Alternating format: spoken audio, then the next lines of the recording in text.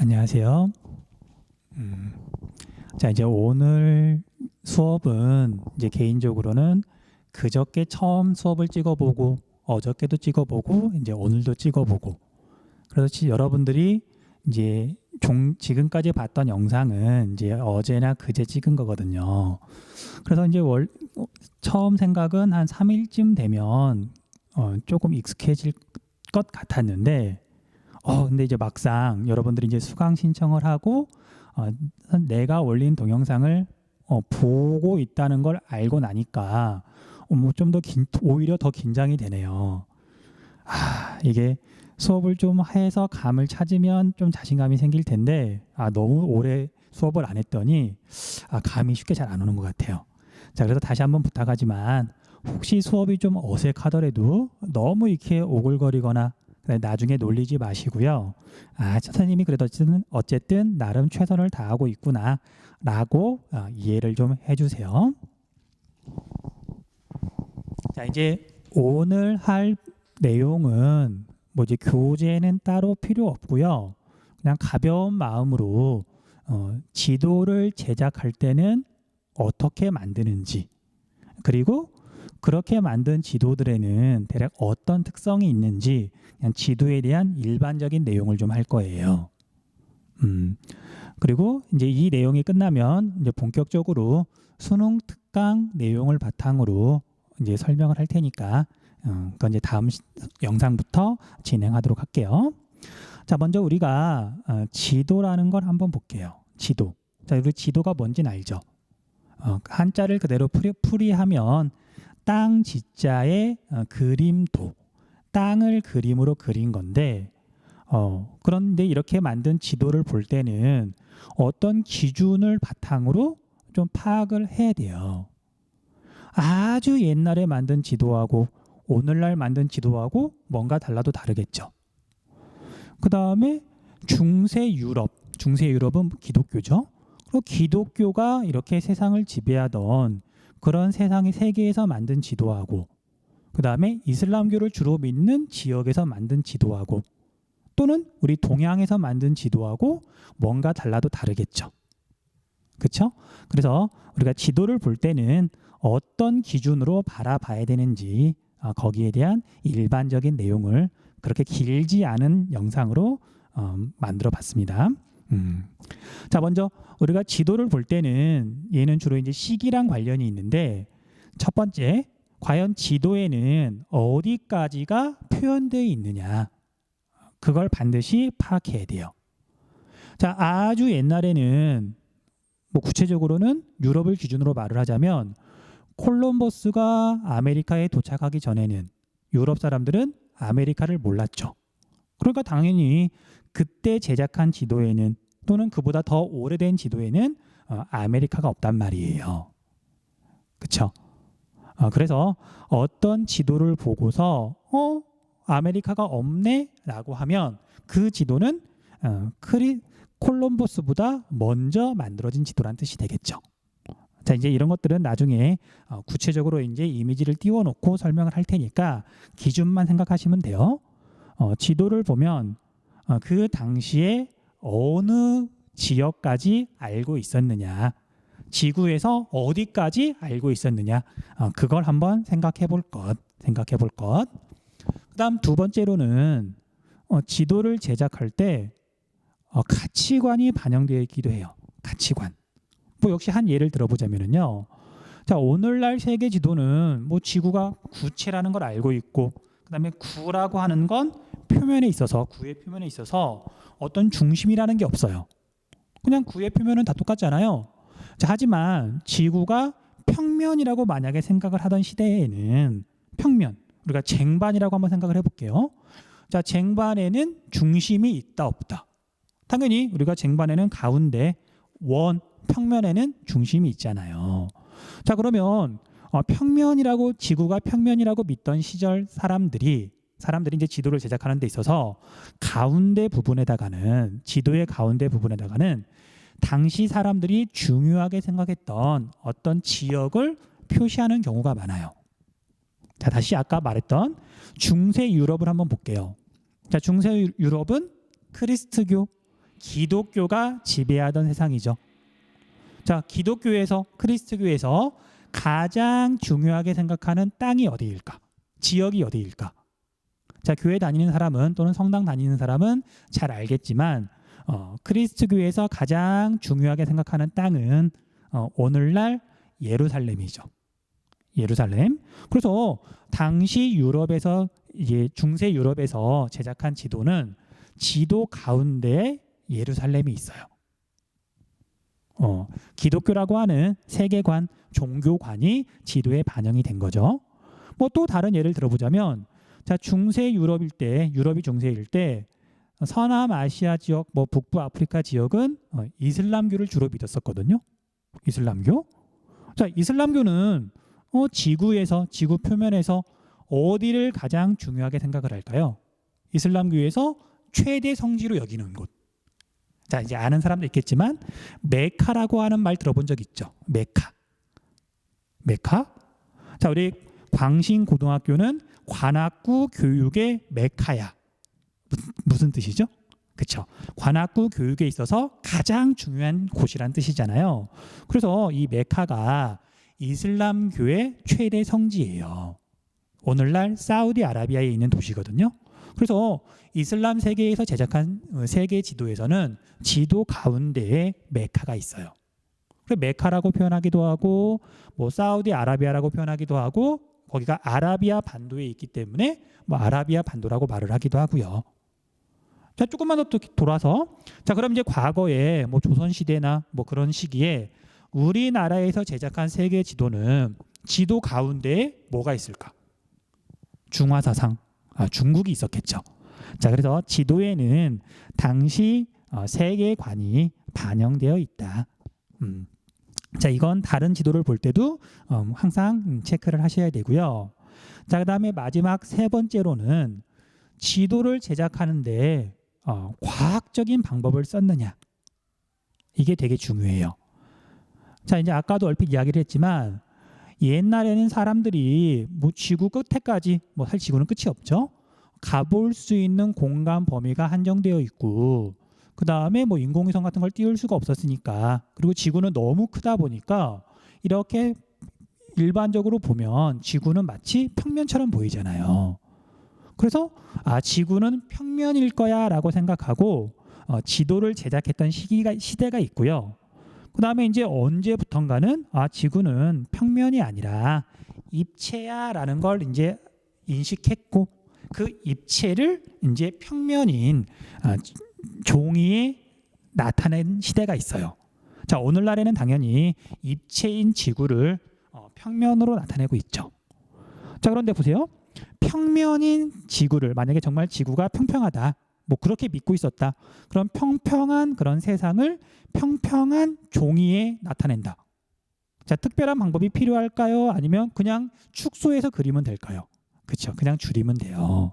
자, 그런데 우리가 구라고 하는 건 입체인데 그걸 평면으로 나타낸다. 평면으로 나타낸다? 어떻게 나타내야 될까요? 어떻게?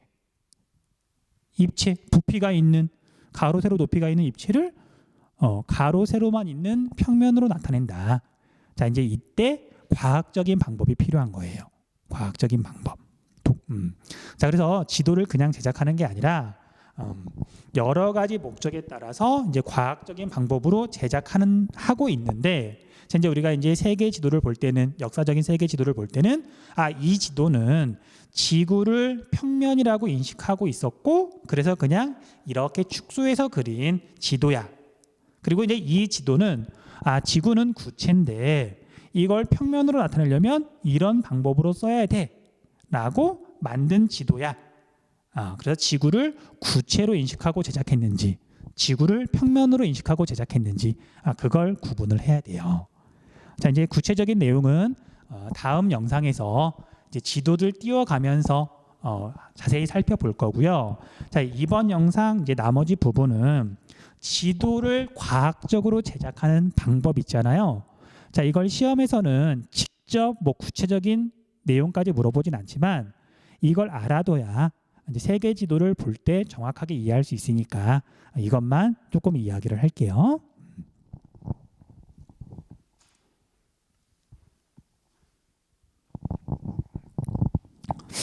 자, 우리가 지도를 제작하는 방법을, 그러니까 오늘날 지도를 제작하는 방법을 도법이라고 불러요. 도법. 뭐 지도 제작 방법 도법인데, 자, 이걸 영어로는 이제 프로젝션이라고 하는데, 프로젝션. 자, 우리가 프로젝터 있죠. 뭔가 빛을 쏴가지고 이렇게 화면에 띄우는 거, 그런 방법으로 지도를 제작한다 그래가지고 무언가를 투영시켜서 빛을 쏴서 뭔가를 투영해서 통과해서 생기는 그림자, 이 영자가 그림자 영자거든요. 그렇게 지도를 제작한다. 그래서 투영법이라고 불러요. 자, 그래서 도법 또는 투영법이라고 부르는데, 자, 이제 대표적인 지도 제작 방법을 이제 하나만 이렇게 소개를 해볼게요. 자, 이제 입체인 지구가 이렇게 있는데, 이제 가상의 지구를 이렇게 그린 거예요. 뭐 실제로는 어마어마하게 크니까 이걸 줄여놓은 지구라고 생각하면 되고요. 이러한 방법으로 이제 입체인 지구를 평면으로 옮긴다고 이해하시면 돼요. 자, 그래서 가상의 지구가 이렇게 있으면 여기에는 이제 이렇게 뭐 육지와 바다 이런 식으로 이렇게 해안선이 있겠죠. 자, 그래서 나머지 부분은 투명한데 이 해안선 부분에만 이렇게 지금 새카맣게 선을 그어놨다고 생각을 하시면 돼요. 자, 일단 가상의 지구가 있어요. 자, 이제 여기에다가 이것보다 훨씬 큰 가상의 종이를 이렇게 지구 둘레에다가 이렇게 한번 말아볼게요. 자, 그래서 평면인 종이를 이렇게 말면 이제 원통 모양으로 말았다고 한번 가정을 해보면 얘는 이제 입체가 되는 거죠. 자, 그래서 지구에다가 종이를 말아서 원통 모양으로 지금 이렇게 감아놨어요. 자, 그 다음에 지구 중심, 핵이 있는 지구 중심에 가상의 전등을 켜는 거예요. 불빛을 켜는 거예요. 나머지 부분은 다 깜깜하고. 자, 그러면 여기에서 이렇게 시작된 빛이 사방으로 퍼져서 지구 표면을 지난 다음에 이렇게 오면 종이에 닿아서 여기에 그림자가 생기겠죠. 그렇죠? 자, 그래서 이런 부분을 지난 빛은 아무것도 남기지 않고 여기 해안선을 지난 지구 표면에 이렇게 선으로 그어놓은 해안선을 지난 빛은 이렇게 도착하게 되면 여기에 그림자가 생길 거잖아요. 자, 그래서 이 가상의 종이에 생긴 지구의 그림자를 따라서 이렇게 선을 긋고 그 다음에 이 원통으로 말아놓은 종이를 이렇게 펴면은 여기에 해안선이 그려지겠죠. 자, 이렇게 하면 입체인 지구의 모양이 평면인 종이로 지금 옮겨진 거잖아요. 자, 이때 이제 이런 방법을 여기서 나온 빛이 어딘가를 투과해서 지나가서 생긴 그림자를 이용해서 지도를 제작한다. 이런 걸 투영법이라고 부르고요. 그 다음에 방금 예를 들었던 이렇게 종이를 원통 모양으로 이렇게 감은 건 그 모양을 따서 원통 도법이라고 불러요. 그 다음에 여러분들 예습을 혹시 한 친구는 알겠지만 이 원통 도법을 처음으로 고안해낸 사람이, 보통 우리가 사람 이름 많이 붙이잖아요. 메르카토르라는 사람이 이 도법을 처음 고안했고 지도를 제작했어요. 이런 도법을 메르카토르 도법이라고 한다.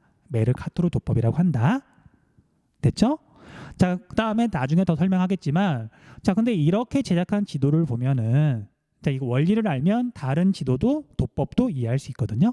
자, 이렇게 제작한 지도를 보면은 어떤 특성이 있냐면은요, 지구 중심에서 나온 빛이 이렇게 가서 적도, 여기 우리 적도가 뭔지는 알죠? 적도가 이렇게 있으면 적도를 지나서 이렇게 종이에 닿은 그림자는 실제 지표면하고 종이하고 붙어 있으니까 실제 지구의 그림자가 반영이 돼요.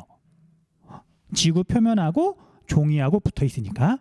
그런데 적도에서 조금 떨어진 지역, 더 멀리 점점 떨어지면 어떤 일이 벌어지냐면요, 빛이 이렇게 통과해 가지고 지구 표면의 해안선은 여긴데, 지구 표면은 여긴데 그림자가 생기는 곳은 여기에 그림자가 생기는 거죠. 여기에. 자, 그래서 실제 지구상에서는 여기 지점과 여기 지점의 거리가 이만큼인데 지도상에서는 여기하고 요만큼 떨어진 걸로 이렇게 그려지는 거예요.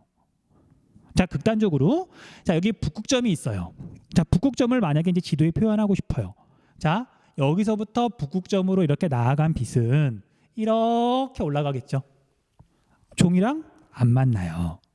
그래서 이렇게 원통 도법을 이용해서 제작한 지도는 지도가 이렇게 있으면 적도 근처는 실제 지구랑 일치하는데 정확하게 표현이 되는데 적도에서 멀어지면 멀어질수록 이렇게 왜곡이 생겨요. 면적이 확대가 돼요.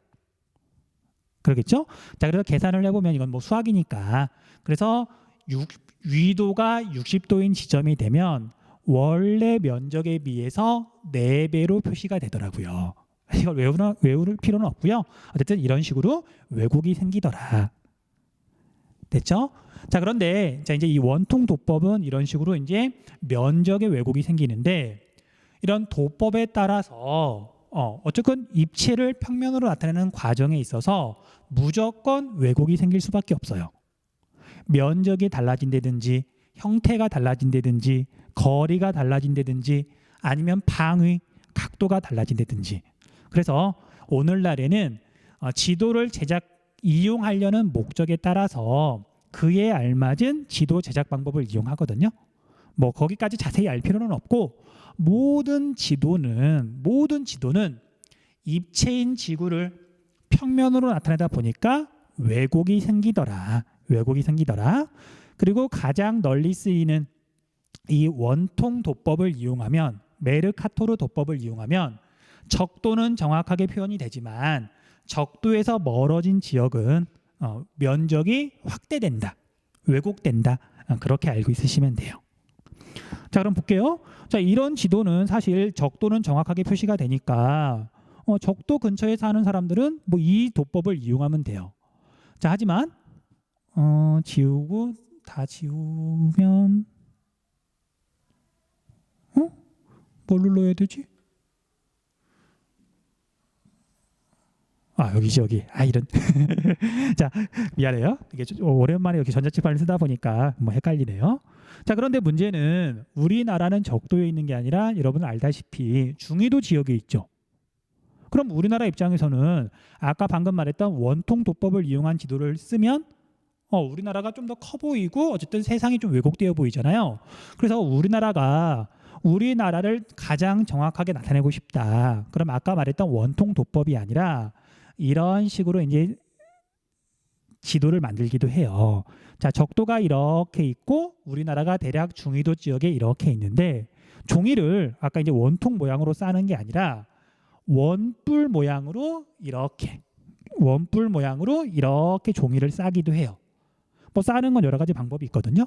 자, 그러면 이런 경우에는 적도는 지구 중심에서 나온 빛이 이렇게 지나가서 요만큼 왜곡이 생기는 거고요.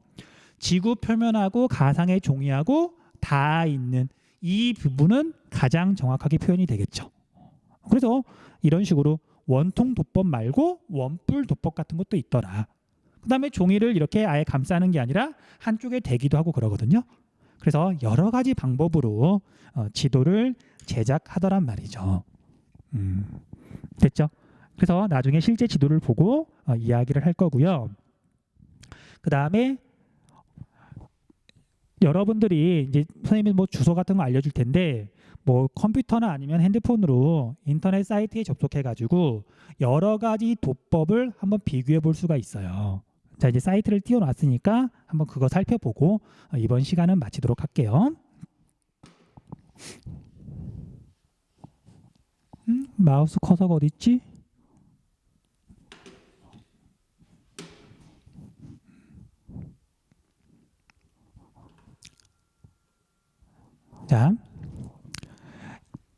자, 이 사이트는 The True Size of라는 사이트인데요. 기본적으로 여기에 있는 지도는 원통 도법, 메르카토르 도법으로 제작한 지도예요. 그래서 아까 말했던 것처럼 적도 근처는 실제 지구의 면적을 정확하게 표시한 반면 적도에서 멀어진 지역은 실제보다 과장돼서 표현이 돼요. 자, 그러면 이제 센스가 있는 학생들은 아마 이해할 수 있을 거예요. 지난 영상에서 말을 했었죠. 대륙 중에 제일 작은 건 여기에는 오스트레일리아고 섬 중에 제일 큰 건 여기에 있는 그린란드인데 지도를 봤더니 그린란드가 더 크게 표현되어 있다. 그 이유가 우리가 쓰는 일반적인 지도는 메르카토르 도법을 이용했기 때문에 그래요. 원통 도법을 이용했기 때문에 그래요. 자, 그래서 재밌게도 이제 여기 사이트는 실제 크기를 비교할 수 있도록 이렇게 수학적으로 계산해서 보여주거든요. 자, 그러면 한번 볼까요? 어디를 볼까? 우리나라니까 검색에다가 코리아를 이렇게 치고요.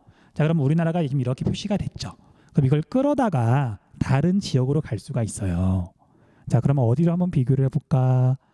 자, 우리나라를 끌어다가 그린란드로 한번 가볼게요. 그린란드로. 잘 보셔야 돼요.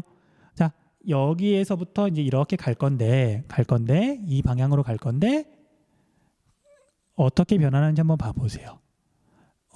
가자, 힘내라. 여기까지 이렇게 왔더니 우리나라가 마우스가 잘 안 움직이네요. 점점 커지더니만 이렇게 표현이 됐죠. 자, 우리나라 여기랑 이렇게 지금 비교를 해봤더니 지금 면적이 엄청나게 넓어졌잖아요. 네, 아까 말한 것처럼 적도에서 멀어지면 더 크게 표현을 한다. 원통 도법의 뭐 특징이라면 특징이라고 할 수 있고요. 뭐 단점이라고 하면 단점이라고 할 수가 있고요. 자, 그래서 이 지도를 일반적으로 쓰는 이유가 사실은 있는데 좋은 의도는 아니에요. 자, 우리가 이제 이렇게 고유도로 갈수록 왜곡이 심한 이 지도를 쓰는 결정적인 이유가 사실은 오늘날 세계 문명의 중심, 뿌리라 그래야 되나요? 유럽이 중심이죠. 유럽 사람들이 아메리카로 넘어가서 뭐 미국도 만들고 그랬으니까 결국은 유럽과 여기 미국이 중심인데, 자, 우리 유럽 입장에서는 지도를 그릴 때 되도록이면 자기 대륙이, 자기 나라가 좀 크게 나왔으면 싶은 거예요. 크게 나왔으면. 그래서 적도에서 멀어지면 멀어질수록 더 크게 나오는 이런 원통 도법, 메르카토르 도법을 일부러 쓰고 있는 거고요. 그 다음에 또 이렇게 지도를 그릴 때, 자, 적도가 이렇게 있으면 당연히 북반구와 남반구가 똑같이 표현이 돼야 되는데, 남반구는 여기 아프리카 끝에, 남아메리카 끝에, 더 남쪽으로는 남극 대륙밖에 없죠. 사람이 별로 안 살다 보니까 여기 밑에는 보통 표현을 하지 않아요. 자, 그래서 우리가 쓰는 지도를 보면 지도의 가운데가 적도가 아니라 지도의 가운데가 대략 유럽쯤이에요. 남쪽을 잘라냈으니까.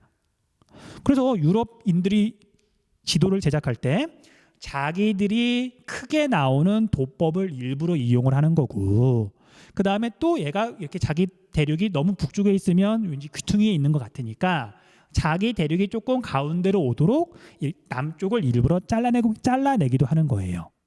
그 다음에 여러분들 잘 알다시피 우리나라에서 쓰는 세계 지도는 이런 세계 지도를 쓰죠. 태평양이 지도 가운데 오도록. 그래야 우리나라가 그나마 지도의 가운데에 있으니까. 하지만 이제 여러분 미국 영화, 이렇게 미국 드라마 같은 거 보면 가끔 세계 지도가 보이는데 걔네들이 쓰는 세계 지도는 이렇죠. 대서양이 가운데 오도록. 그리고 태평양이 양쪽으로 이렇게 잘려 있어요.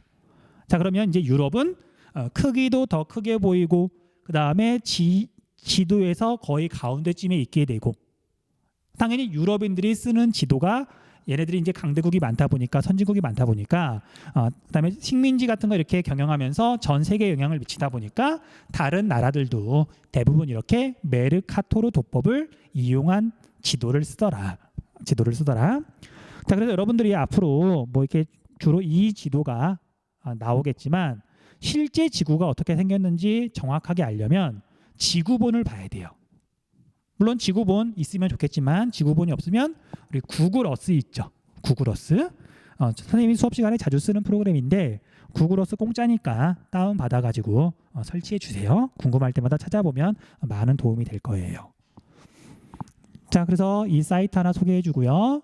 자, 그 다음에 이건 이제 날씨 같은 거 보려고 선생님이 또 자주 이용하는 건데 여기에 보면 도법을 볼 수가 있어요.